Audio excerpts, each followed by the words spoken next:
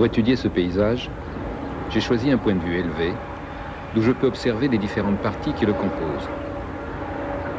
À l'arrière-plan, un promontoire rocheux se jette dans la mer. Devant nous, un village, dont le nom est Carchuna. La plaine qui l'entoure est intégralement recouverte par ce qui paraît être des constructions bâchées.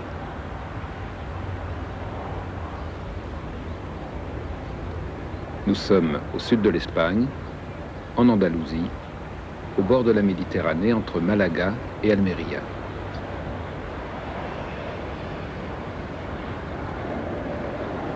Pour découvrir la plaine dans son ensemble, il faut effectuer un mouvement panoramique d'ouest en est. Au premier plan, la suite du village, avec dans son prolongement un rectangle qui tranche par sa couleur sombre. Au sud-ouest, à proximité de la mer, des habitations qui semblent encastrées dans des bâches. Plus à l'ouest encore, la vue est rigoureusement symétrique à celle du point de départ. Un promontoire rocheux qui ferme la plaine, un autre village qui se nomme Calahunda.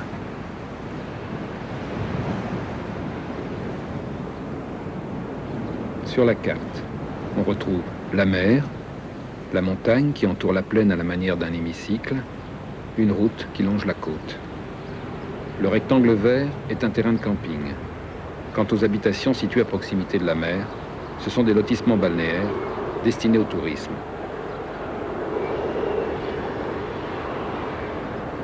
Cet angle délimite le champ de vision qui s'offre au regard depuis le point de vue que j'ai choisi.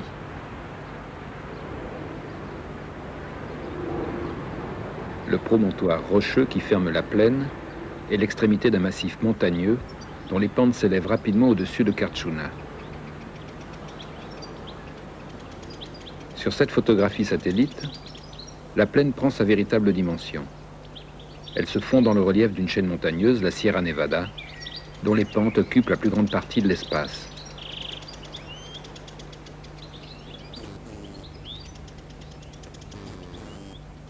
Depuis la montagne, la plaine est facilement reconnaissable.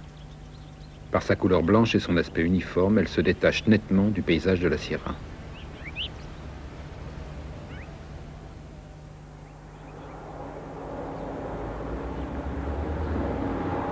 Cet aspect lisse et uniforme provient des constructions bâchées qui recouvrent la plaine. Ces constructions, qu'on appelle en espagnol des invernaderos, sont en réalité des serres faites d'un réseau de fils de fer tendus à 2 mètres du sol et soutenus par des poteaux en bois. L'ensemble est recouvert d'une bâche en plastique.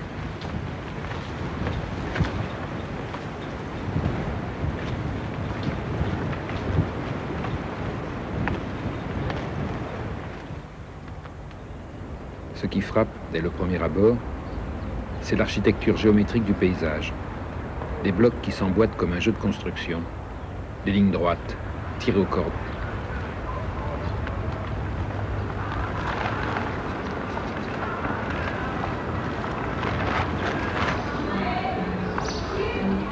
Le village présente la même régularité. Des voies rectilignes, des maisons neuves, construites à l'identique.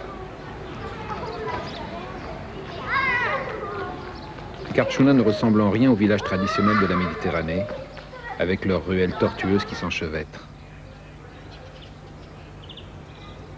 Ce paysage est décidément trop lisse, trop régulier, trop uniforme. À l'évidence, c'est un paysage neuf.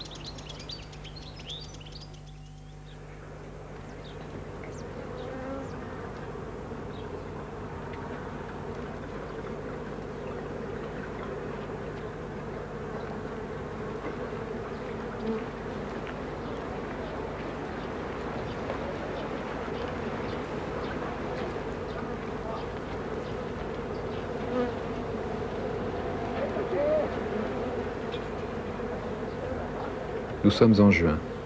Il est midi. Il fait très chaud, plus de 40 degrés. L'histoire de ce paysage commence avec le soleil, la chaleur. L'Espagne, dans sa plus grande partie, est un pays aride qui souffre de la sécheresse. Or, la plaine de Carchuna est située dans la région la plus chaude, la plus ensoleillée d'Espagne. Sur cette carte, plus les zones s'éclaircissent et plus elles sont arides. La zone la plus claire reçoit moins de 300 mm d'eau de pluie par an, à peine plus que le Sahara. Malaga et Almería ont la même latitude qu'Alger.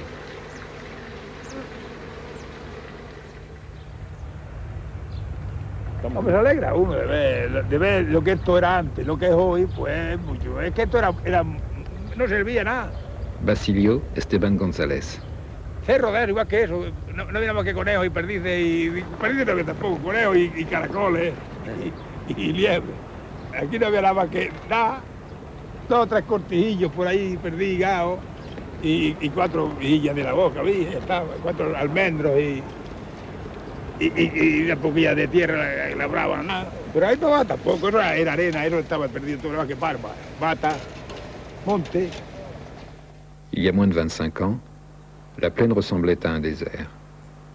La sécheresse, l'absence de rivières, la médiocrité des sols, tout se conjuguait pour en faire un lieu stérile et vide. Quelques amandiers sur les versants des montagnes, des cistes et des palmiers nains dans la partie basse de la plaine. Brutalement, en quelques années, le paysage change radicalement. Les serres recouvrent la plaine, les hommes affluent des montagnes alentours, des villages sont construits. Le désert devient une sorte d'Eldorado. Carchuna est saisi d'une fièvre comparable à celle de la rue vers l'or.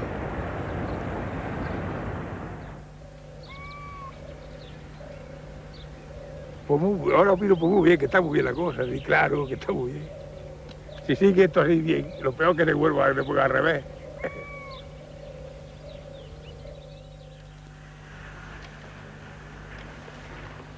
C'est l'État qui est à l'origine de cette transformation.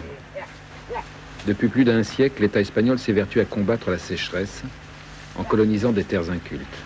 Il fait construire des barrages, des canaux, des aqueducs pour amener l'eau là où elle fait défaut. Les terres, nouvellement irriguées, sont réparties en lots et attribuées à des paysans pauvres. L'État cherche ainsi à rénover une agriculture dont les rendements sont trop faibles pour satisfaire les besoins alimentaires du pays.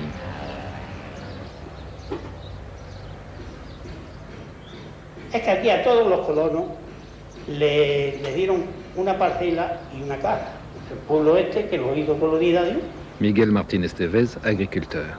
Y cada uno tenía la parcela y la casa. Entonces yo compré el lote, la parcela con la casa. En la época que yo lo compré, pues me costó 5,5 millions. La colonisation de la plaine de Carchuna commence au début des années 70. 142 familles de colons achètent un lot et s'installent.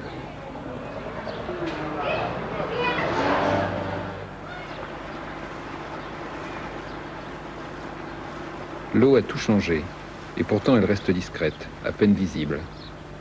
Quelques citernes ici ou là, mais rien de spectaculaire. En réalité, les 800 hectares de la plaine sont alimentés par une simple rigole que l'on côtoie sans vraiment y prêter attention, bien loin d'imaginer qu'elle peut être l'élément vital du paysage.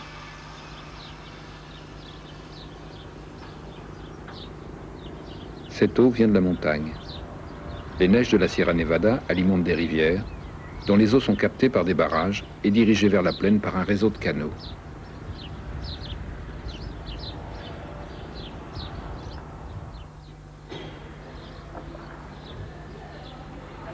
Aquí tengo que decirles que de aquí, nativos de esta zona, hay muy pocas familias. Todos somos llegados de los alrededores, del Castellferro, de Rubite, de Polopo, de todos los pueblos estos, es la gente que hay aquí. Polopos, Rubite, Lagos sont des villages perchés dans les montagnes qui dominent la plaine. Sur 100 habitants de Carchuna, plus de 80 ont grandi dans la sierra.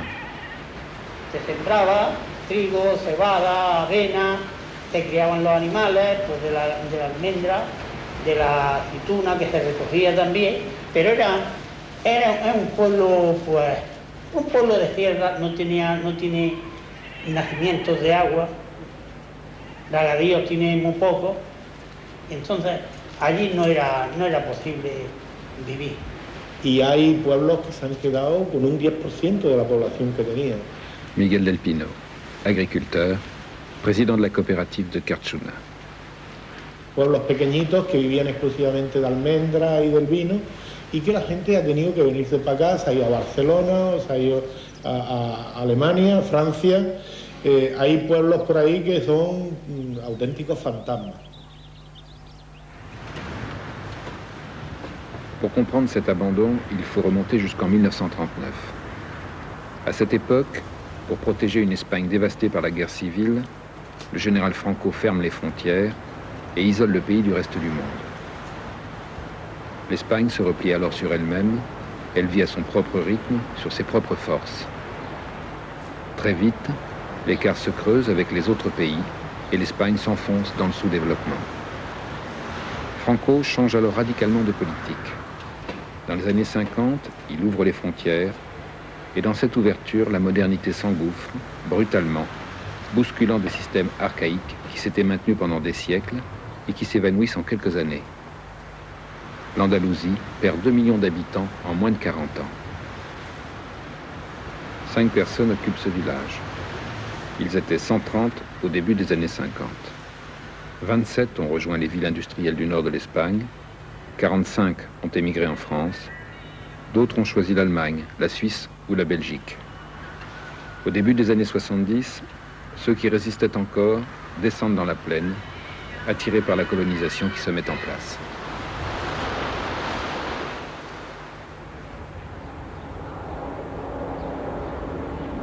Reprenons. Au début des années 70, un désert devient une oasis par l'intervention de l'État. Une oasis où déferlent des paysans chassés des montagnes par la misère.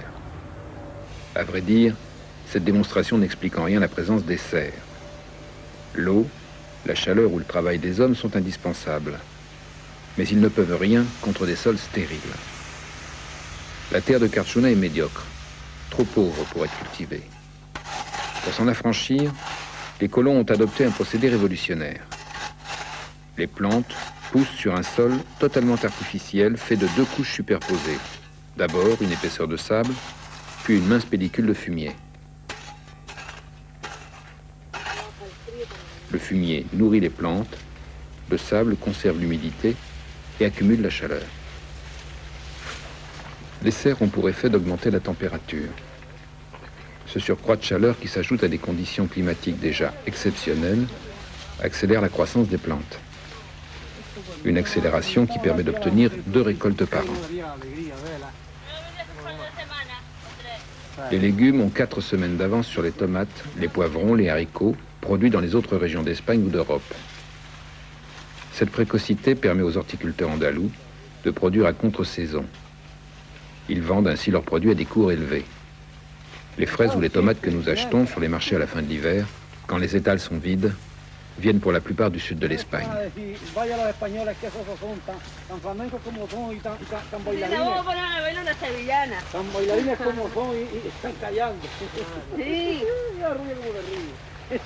Una sevillana, vamos a bailar. Una sevillana o una rumba, una rumbita buena. Un paso doble.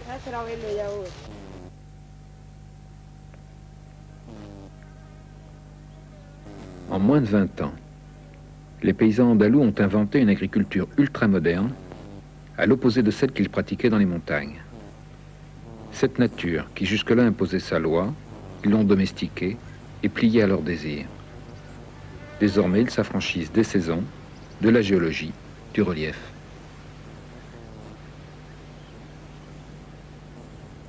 Cosas como son, o sea, no tiene eso. Lo que pasa es que bueno, que es un medio de vida, ¿no? No tienes que mirarlo como paisaje, ¿no? Porque si te subes allí arriba, pues aquí ves un llano de plástico y no puedes decir precisamente que es el paisaje ideal, ¿no? Ni mucho menos. Esto es lo bonito que tiene, que es medio de vida. Juan Martín Lorenzo et son père Miguel. Les serres de Carchuna ne sont pas uniques en Andalousie. En réalité, tout a commencé à 90 km à l'est de Carchuna, dans la province d'Almería. C'est là, dans le campo de Dalias, que cette agriculture nouvelle a été inventée dans les années 50. Elle s'est rapidement propagée vers l'ouest.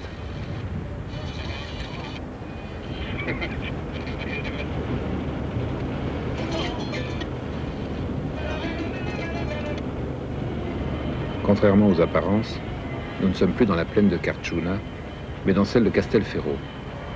Leurs paysages sont identiques et rigoureusement similaires à ceux des autres plaines littorales qui s'échelonnent entre Almeria et Malaga.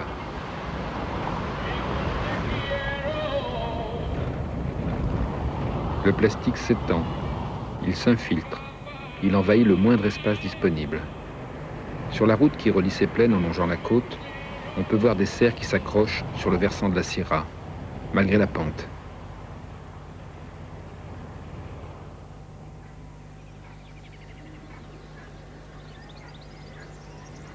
Et pourtant, si l'on s'installe au sommet de la montagne qui domine Carchuna, on s'aperçoit que de l'autre côté de la crête, les cerfs disparaissent. La plaine de Motril semble réfractaire au plastique.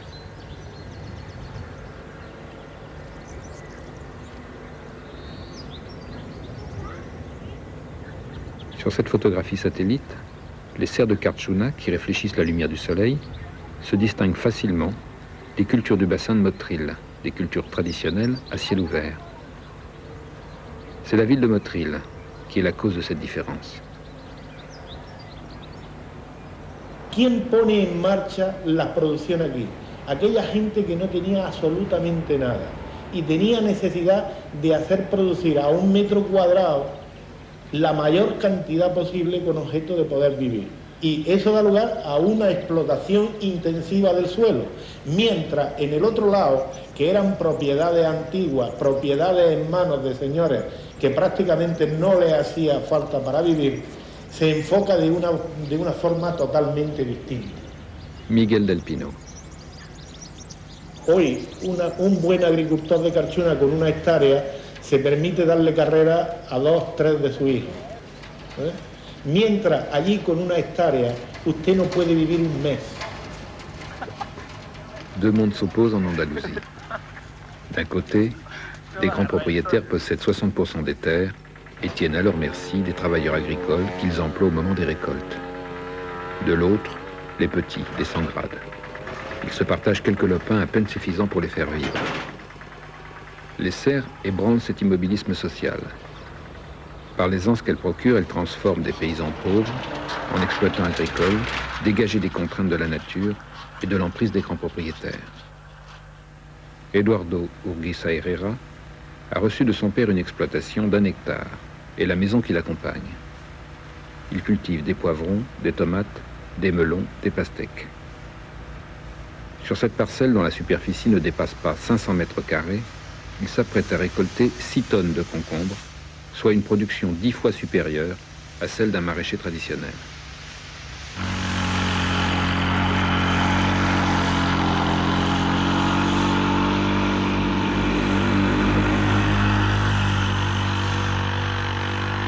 Pour obtenir des rendements aussi élevés, Eduardo a beaucoup investi. Les semences, les engrais, la fabrication des serres, tout cela coûte cher.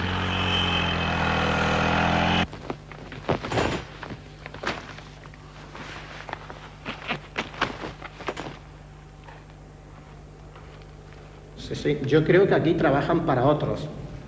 Es decir, que una familia que trabaje son muchas horas de trabajo para luego el salario que les queda. Antonio García Angulo, curé de Carchuna. Por ellos pasa mucho dinero por sus manos, millones. Pero de esos millones, un porcentaje alto se lo lleva Hacienda, es decir, el Estado. Otro porcentaje alto se lo llevan los intermediarios. Y otro porcentaje lo que es mantener un invernadero que supone un gasto terrible. Cada 2 años cambiando plásticos, arena, que si estando los abonos correspondientes, en definitiva el agricultor no gana mucho. Pasa por él mucho dinero, pero no es suyo. Al final, al hacer las cuentas, puede andar casi justo de dinero.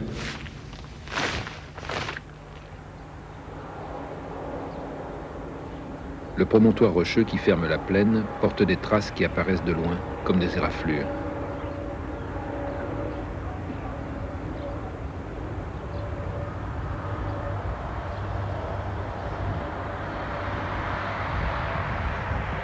jour après jour. Les flancs des montagnes sont creusés et remblayés pour recevoir de nouvelles serres. Depuis 2 ans, ces engins nivellent les pentes pour aménager une parcelle de 12 hectares d'un seul tenant. À l'inverse de la plaine, ces travaux ne sont pas entrepris à l'initiative de l'État.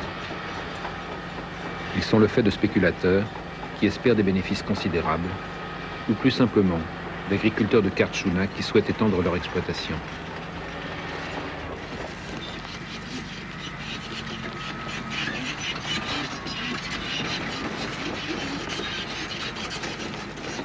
En Andalousie, les cultures sous serre augmentent chaque année de 500 hectares. Malgré cette progression spectaculaire, elles ne recouvrent que 3% du territoire, alors qu'elles représentent 25% du produit agricole. La plaine est comme une oasis au milieu des montagnes. Elle concentre la vie, les activités, la richesse.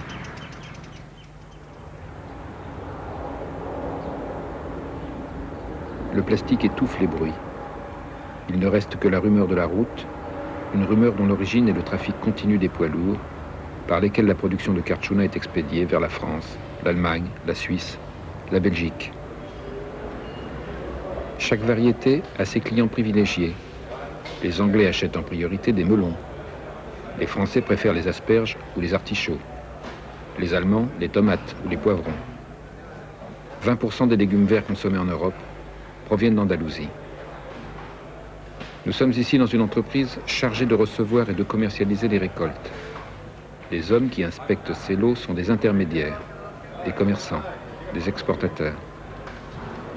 Ils s'apprêtent à prendre part à ce qu'on appelle en espagnol une subasta, c'est-à-dire une vente aux enchères dont le principe rappelle celui de la criée aux poissons, avec des prix qui vont en décroissant.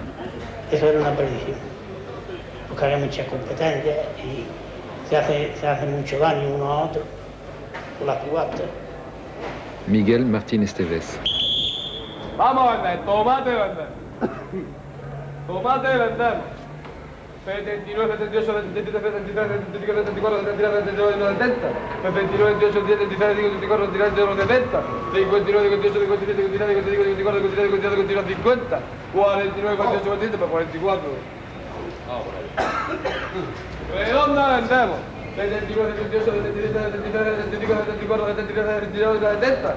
29, 28, 10, 17, 73.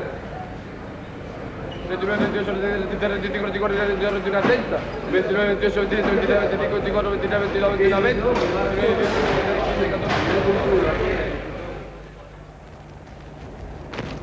Il arrive que la subasta anéantisse en quelques secondes le bénéfice de plusieurs mois de travail.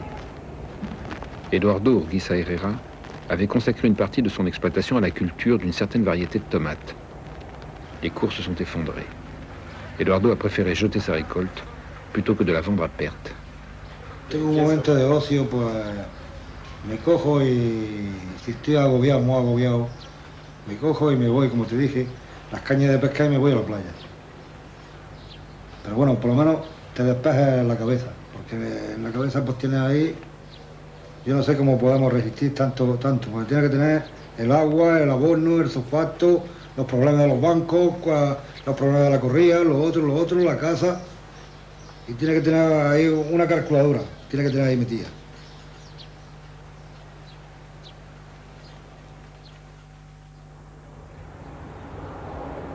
Quatre entreprises se partagent la commercialisation des produits de Kartchouna. La plus importante est une coopérative fondée par des agriculteurs qui voulaient échapper au système de la subasta. Il y a 20 ans, les paysans de Kartchouna vivaient au ralenti, trouvant à peine de quoi survivre. D'un seul coup, sans transition, ils sont pris dans l'économie du monde. Alors que les montagnes étaient leur seul univers, ils découvrent le commerce international, les intermédiaires sans scrupules, les cours qui oscillent. Pour atténuer les contraintes du marché et rester maîtres de leur exploitation, 20% des agriculteurs se sont regroupés dans cette coopérative.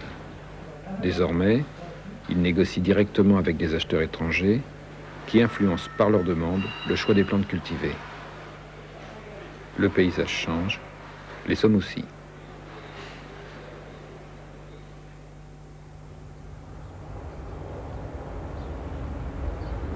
Les serres, le village, les voies d'accès, la coopérative, tout cela marche ensemble, comme les rouages d'une machine destinée à produire des légumes verts.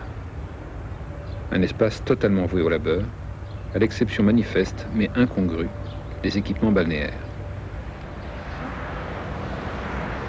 Le travail d'un côté, le repos de l'autre. La coexistence de ces deux mondes, qui s'ignorent, s'explique par la présence d'un élément indispensable à l'un comme à l'autre, le soleil.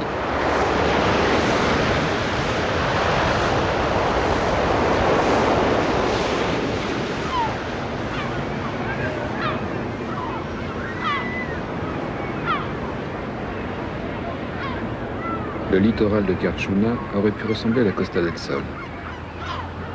Les serres l'ont emporté, mais les menaces s'accumulent. La saturation du marché européen, la concurrence des pays d'Afrique du Nord, ou l'épuisement des réserves d'eau qui déjà limitent leur extension.